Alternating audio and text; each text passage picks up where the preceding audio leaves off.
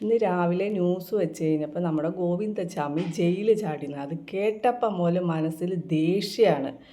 ഗോവിന്ദച്ചാമിയോടുള്ള ദേഷ്യമല്ല കേട്ടോ, നമ്മുടെ നിയമ സംവിധാനത്തിനോടുള്ള ദേഷ്യം. 10-15 വർഷമായി പുള്ളി ജയിലിൽ കിടക്കണു. പുള്ളി അതിനകത്തുനിന്ന് പുള്ളി ഒന്നും ചെയ്യാൻ ആർക്കും പറ്റണില്ല. നമ്മുടെ കോടതിക്ക് ഒന്നും പറ്റണില്ല. പുള്ളി അവിടെ കിടന്ന് തടിച്ച് പാലും മുട്ടയൊക്കെ കഴിച്ച് നല്ല ഗുണ്ടുപണി പോലെ ഇരുന്നു. പുള്ളി പോട്ടെ, പുള്ളിനെ കിട്ടരുത്. ഇപ്പം കിട്ടിയെന്നൊക്കെ പറയണു, കിട്ടരുത്. ന്യൂസ് വെച്ച് കഴിഞ്ഞാൽ ന്യൂസുകാരെ തല്ലിക്കൊല്ലാൻ തോന്നും. അതിൻ്റെ അടിയിലൊരു നമ്പറും നമ്മൾ വിളിച്ചു പറയരുത്. എന്തിന് നമ്മൾ പറയണം? അന്വേഷിച്ച് അവർ കണ്ടുപിടിക്കട്ടെ. ഈ ഇത്രയും വലിയ ഒരു ജയിലിൽ നിന്ന് പുള്ളി ജയിലിൽ ചാടണമെങ്കിൽ ആരുടെ സഹായം അതൊന്നും നമുക്ക് അറിഞ്ഞുകൂടാ. പുള്ളി സാറന്മാർ ഒക്കെ കിടന്ന് പോത്തുപോലെ കിടന്ന് ഉറങ്ങുമായിരിക്കും. അതിനൊരു മാറ്റവും ഇല്ല. എൻ്റെ അമ്മേനെയും കൊണ്ട് ഞാൻ ജയിലിലല്ല കേട്ടോ, ജനറൽ ഹോസ്പിറ്റലിൽ പോയി കിടന്ന് 4-5 ദിവസം പോയി കിടന്നിട്ടുള്ളതാണ്.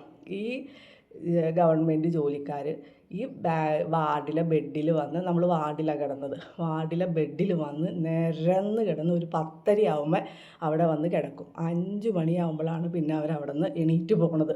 നമ്മളതൊക്കെ കണ്ടേക്കണയാണ്. അപ്പോൾ അതും ഇതും തമ്മിൽ താരതമ്യപ്പെടുത്തിയതല്ല, നമ്മളങ്ങനെ പറഞ്ഞു എന്നുള്ളൂ. നൈറ്റ് ഡ്യൂട്ടി എന്നും പറഞ്ഞുകൊണ്ട് ഇവരൊക്കെ കിടന്ന് പോത്തുപോലെ കിടന്ന് ഉറങ്ങുമായിരിക്കും.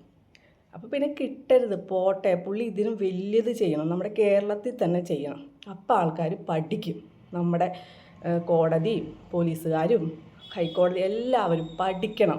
പുള്ളി വലിയ വലിയ കുറ്റങ്ങൾ ഇതിനും സൗമ്യ ചെയ്തേക്കായും 10 ഇരട്ടി ഉള്ളത് ചെയ്യണം.